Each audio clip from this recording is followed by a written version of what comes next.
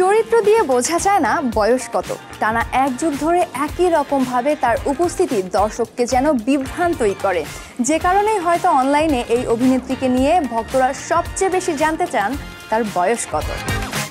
বলছি আলোচিত অভিনেত্রী এমিলি ব্লান্টের কথা। 20 বছর বয়সে টিভি সিরিজ দিয়ে তিনি অভিনয়ে নাম লেখান। 5.5 রেটিংয়ের গড়পড়তা সেই সিরিজের নাম ছিল ওয়ারিওয়ার কুইন।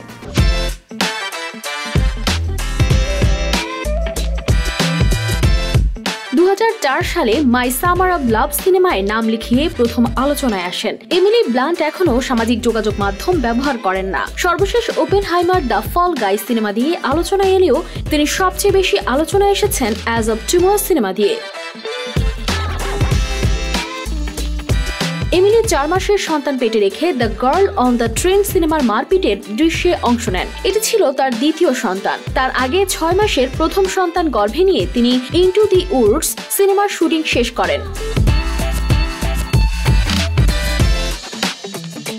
স্টিভেন স্পিলবার্গ জোস তার পছন্দের সিনেমাটি 10 বছর বয়সে দেখেছিলেন। এখনো পছন্দের সিনেমার তালিকায় এটি শীর্ষে। তার পছন্দের অভিনেত্রী মেরিল স্ট্রিপ। দীর্ঘ ক্যারিয়ারে এই অভিনেত্রী 41 বছর পার করলেন।